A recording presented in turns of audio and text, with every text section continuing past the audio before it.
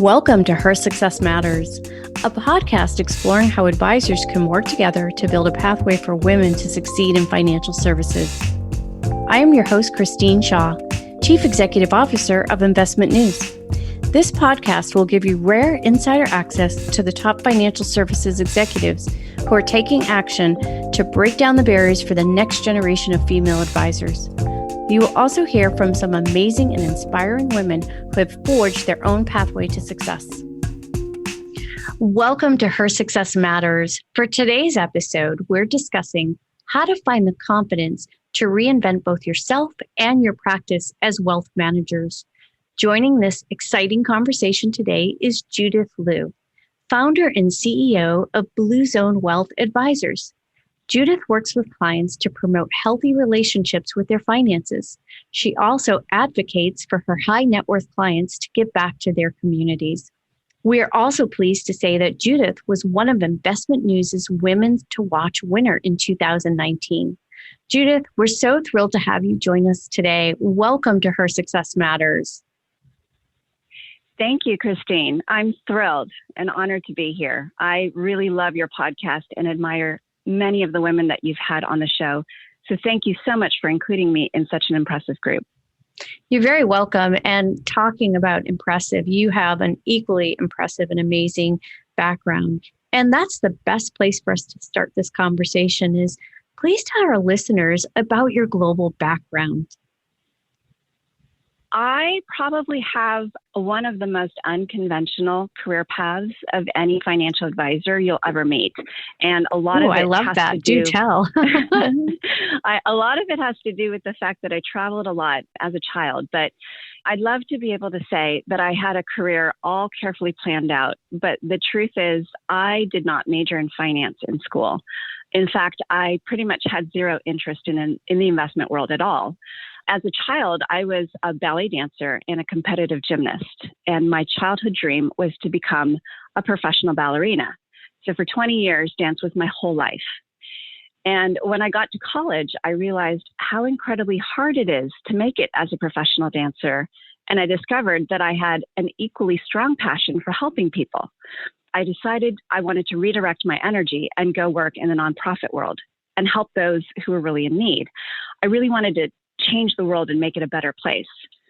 When I was a junior in college, however, I took a dance class that changed my life. It was a flamenco class taught by a graduate student from Spain. I immediately fell in love with the art of flamenco and decided to go to Spain to study. So I ended up in a small town in the south of Spain and lived there for 3 years. My first 2 jobs out of college were selling Harley-Davidson motorcycles during the day and bartending at night. Wow. I'm not kidding. These were the only 2 jobs that I could get as a young woman right out of college and as a foreigner in Spain at the time. So after 3 years, I came back to the U.S. speaking fluent Spanish, which always seems to strike people as unusual because I'm Chinese and people never expect me to speak a completely different language. But I went to business school and graduated, of course, in the pit of misery of the job market during the dot-com crisis. And there were no jobs available at all. The only industry hiring was, of course, the finance industry. I applied to a handful of international banks, hoping someone would hire me. And I got an interview with one of the top European banks that was looking for a Spanish-speaking trainee for their wealth management training program. I remember walking in and realizing I was one of only 3 women in the room, full of 30-plus men. And I was the only non-native Spanish speaker. So, of course, my immediate thought was, well, I must be the token minority that they need in order to show diversity in their hiring process. I figured I had zero chance of getting this job.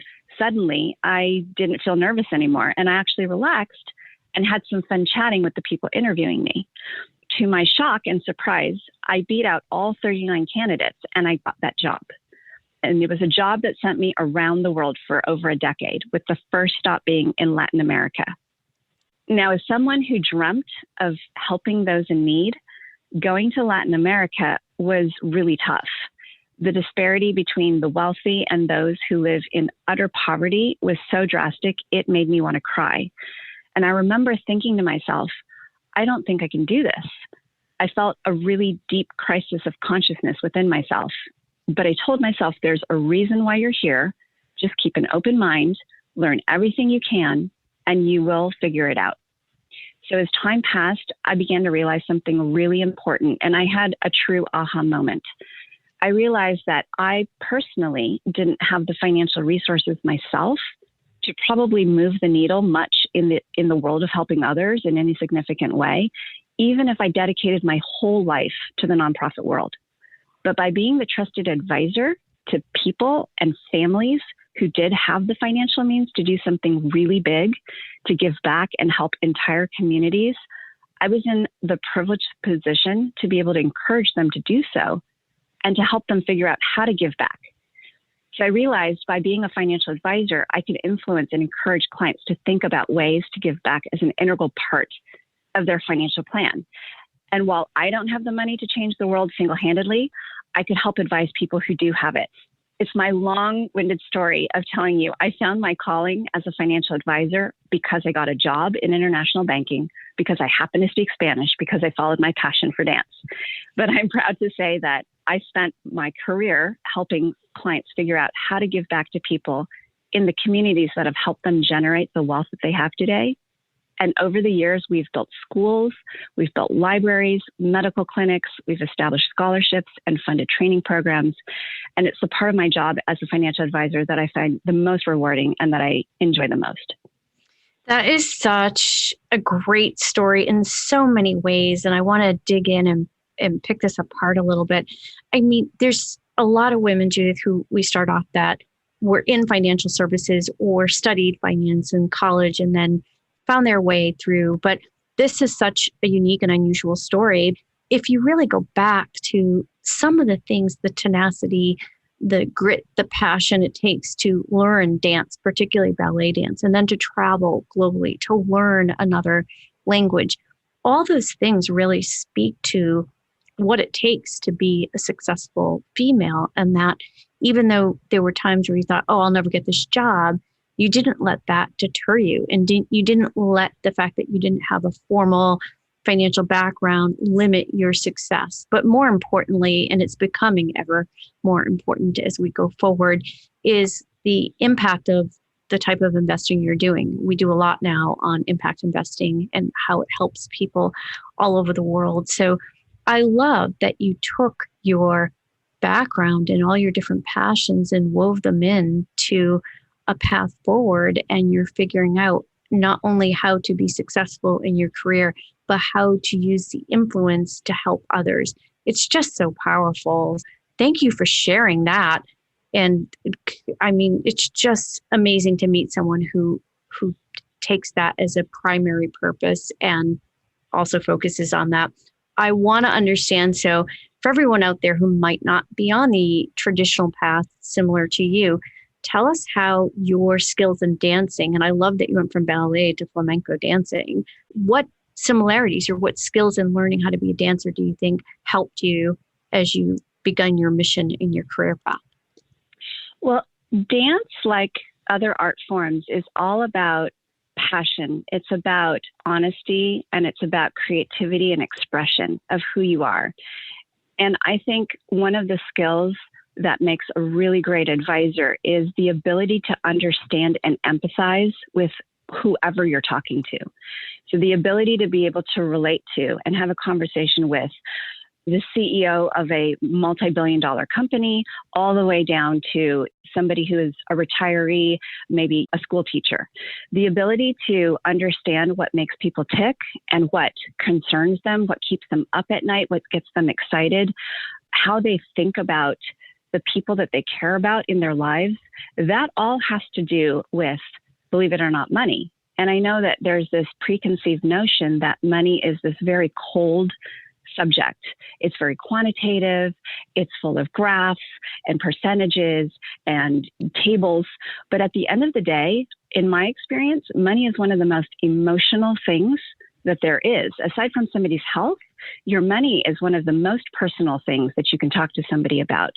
As an advisor, I always tell people, if you enjoy communicating with people, you enjoy helping them, you enjoy understanding what it is you can do to make their lives better, I know it doesn't seem really intuitive, but being a financial advisor really allows you to play that role of being part therapist, part trainer, part disciplinarian, and part teacher. And I think that it's one of the most well-suited professions actually for women because we're very good at listening. We pick up on a lot of intuitive things that sometimes men don't realize. We're very attention focused when it comes to communicating, and we pay attention to all the little details.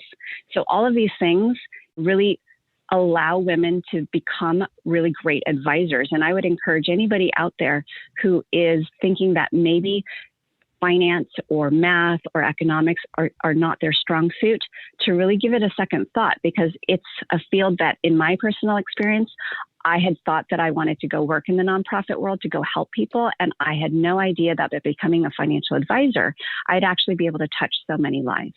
I think that's the important bit of this too is, and this is what this podcast is all about, is helping women and empowering women, because it's interesting. The outcome of having female advisors with their clients is different because we do speak in different terms. We have typically, not always, but more empathy and really great listening skills. And with more and more women who are in the workforce earning their own money, it's important to have someone who looks like them that they could speak to about their personal finance.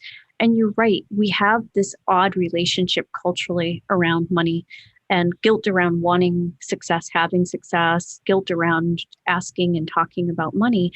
And it's really important to change that, because for us to have security, to be able to, whether it's build a financial stability for you and your family, or to do it to help others, or combination of both, you have to be able to understand money, how to invest money successfully. That financial literacy is important. So I'm really appreciative of women like you who take that action and initiative. And let's talk a little bit about the self-confidence and the role maybe in building your self-confidence in being able to take on this journey and path, even though you didn't have that background, and perhaps the role your parents played in that as well.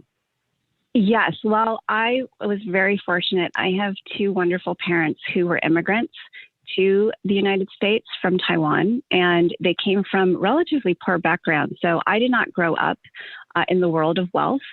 My father was a professor and my mother worked at a hospital as a nurse, and they sacrificed so many things for me and my brother to be able to have all the opportunities that we had here in America.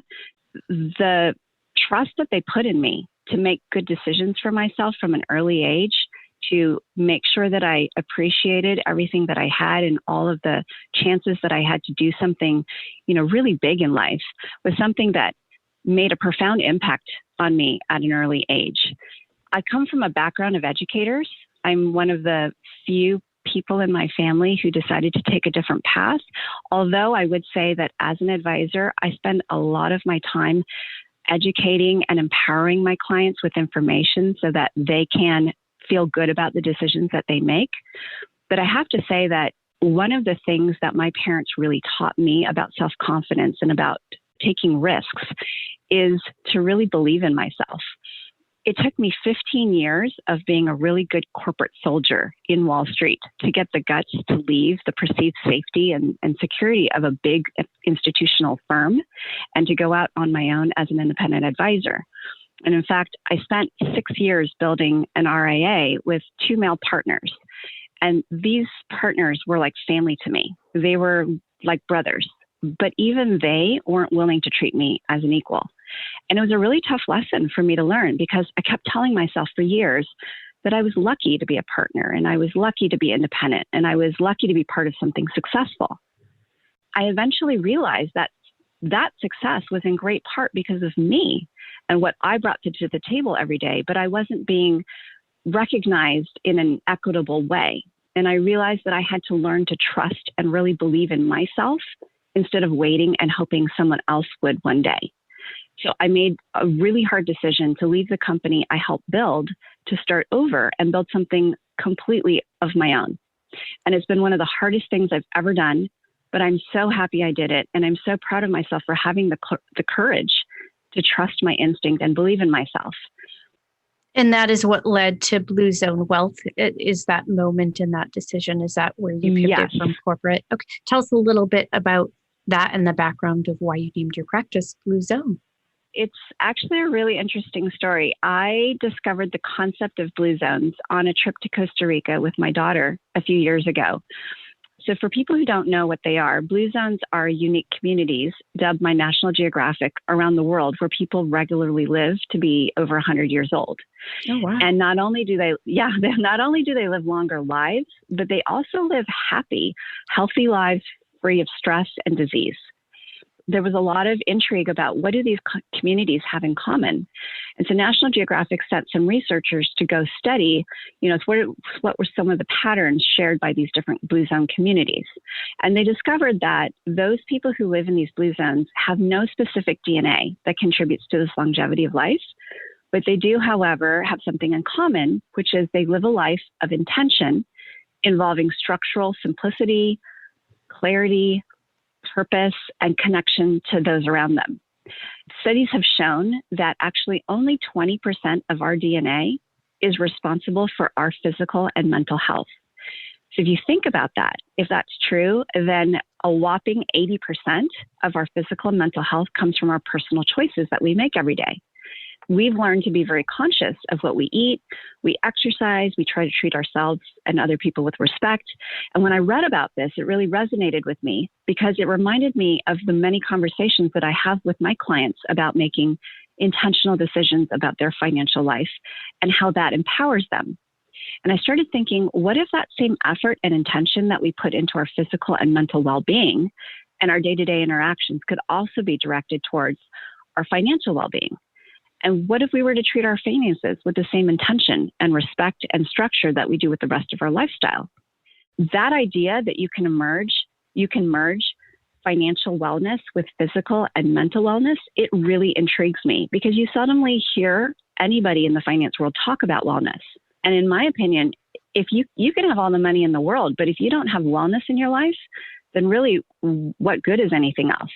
I've dedicated my new practice to helping encourage people have a healthy relationship with money as one of the best things that they can do for themselves and for their loved ones. I love that you just talked about that. And here's why. I don't know if you listened to the episode, but I interviewed Ida Lu, who's CEO of Citibank Private Wealth. And through that, there's a podcast that she listens to, and it's Jim Quick. And I was listening to one of the episodes, and it was this Dr. Uma Nadu, and it's This Is Your Brain on Food. And she is a Harvard psychologist. She went to Harvard Medical School. And she reminds me a little bit of you in that while she was going to school and Harvard and practicing her first year residency, she also had a passion for cooking and went to culinary school, the Cambridge Culinary Institute. And she has this book out because she says, and her belief is that while mental health and all this is at an all-time high, a lot of it actually can be controlled with your environmental choices, your food, mostly your food that you're putting into your body. And this goes back to what you're saying is that really to have a healthy life and lifestyle, that a lot of it is predicated on the choices we make, on everything from how we spend our money, our relationship with money, our relationship with food.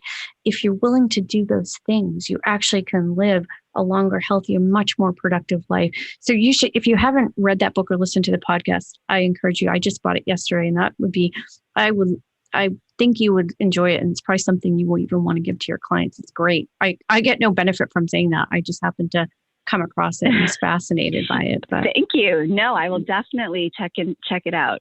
And then the other thing too, you talked about is intentional.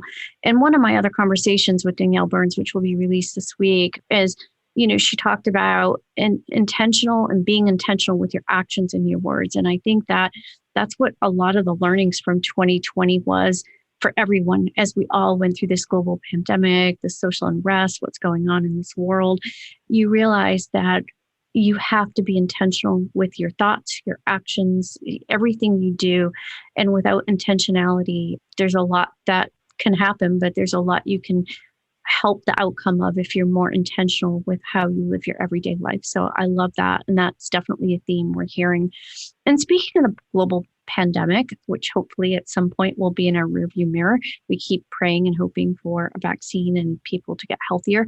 But I want to talk about how it's impacted women and women of color more disproportionately than some of our counterparts, and how you've maintained a successful career throughout this, especially, I believe you're a single mom, and any adjustments you've had to make.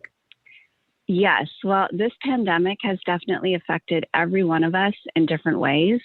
For some people, it's affected their day-to-day life more than others.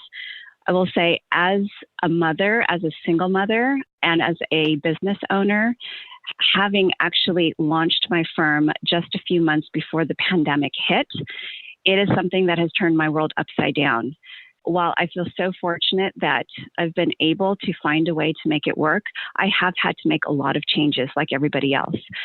Some people will think I'm crazy, but I actually went as far as to do a little experiment in time travel. I start my day very early every day. I have calls with my team. Everybody is working remotely, and managing a team from far away is challenging in and of itself. Trying to hold clients' hands through a massive economic crisis is also very time consuming. And then I have an 11-year-old daughter who is going to school doing dance classes every day via Zoom. So you can imagine the circus that my house is. So I actually am very fortunate. I have a friend who has a condo in Hawaii, and she was not able to go all year. And she said to me early on in the pandemic, why don't you consider going there with your daughter? And that way, at least you could have a little bit of a change of scenery. And I thought, wow, that's so nice. And I would love to do that, but I've got so many responsibilities. I can't just take off and leave and go to Hawaii. When the fires happened out here on the West Coast in September, I felt like that was a sign from the universe to actually pick up and to go, because what really convinced me in the end was my daughter suffers from asthma, unfortunately. And so we couldn't open any windows or any doors, and we were basically locked inside. And I realized one morning, I said, I've been running my company from my dining room table for the last 7 months. There's no reason why I couldn't be someplace else and do exactly the same thing. And because Hawaii is 3 hours behind everybody else here on the West Coast, I actually figured out that if we went there and we started our days really early, we'd be able to finish in the middle of the afternoon. And I could sort of artificially inject 3 more daylight hours into my day, which I then used to be homeschool teacher and, homework tutor, and not feel that I was failing in my job to be a good mother. So I went as far as to actually relocate us for 3 months to see if that would help with our routine. And I have to say, it was one of the best decisions I ever made. And I encourage anybody who's potentially considering the silver lining of this pandemic to try to get a change of scenery and go someplace else that they wouldn't otherwise not have the chance to experience. I think that's a wonderful opportunity to take. That's great. And I'm really glad that you and your daughter had that opportunity. And we have learned a lot on how we can be more flexible with both our ideas and our ways in which we work. Nothing replaces being back together in person. We certainly are adapting to the new way of working and what those things, and how that impacts women, for example, and men too, but to have the ability to have your daughter at home while she's going through her education and dance, and to be able to be there for her as a mom. I think that when we look at research, I know one of the things that holds women back in advancing their career or taking on jobs is the conflict between being in work and managing your family. At least I think the silver lining there is it's taught us in firms a lot about being more flexible. And I think that's going to help attract more women as we go forward in the future and beyond. So I think so, definitely. I think one of the things, just on that note, Christine, is that in this pandemic, I hope that women really take a moment to pat themselves on the back and recognize how good we are at overcoming adversity. Because in this pandemic, I think it is absolutely true that it has had an uneven effect on men and women. Women, because we have multi-jobs, we've got our job where we go during the day, and then we've got our job when we come home at night, and balancing all of those things. I think if ever there were a situation that really shows us the grit that we have and the determination and the ability to do so many things that we probably think we can't do, I think this is it. I agree. And yes, we should be giving us a pat on the back for everything we've done and how we do it. It's like we finally are able to demonstrate that these things can work, and we do have the capacity to make it happen. So this is fantastic. And it will show companies as we move forward that we can have flexibility and still have accountability at the same time. We will demonstrate that we can have great outcomes for our clients and helping them to generate wealth even in this new way. So I want to end our session by maybe you telling us some examples of how Blue Zone Wealth Advisors gives back to the community through a lot of your initiatives and your passion around impact investing. I have talked about how I'm really passionate about giving back. And I think one of the things that I'm most proud of with Blue Zone is the focus and the priority that I've made to making sure that our whole team prioritizes that giving back to the community as part of our service to our clients, and also, as a corporate citizen. And one of the things that we're most passionate about is financial literacy. It's really amazing to me that in the 21st century, in a world where financial literacy is something that everybody needs to know about, it's actually not taught in school. And it's not necessarily intuitive, but it's not rocket science. And I think that there are a lot of people out there who could benefit from just learning about basic financial literacy that they can't learn about in their traditional, academic curriculum. We are very passionate about going out and teaching financial literacy, not only to children in middle school or in high school, but also to adults.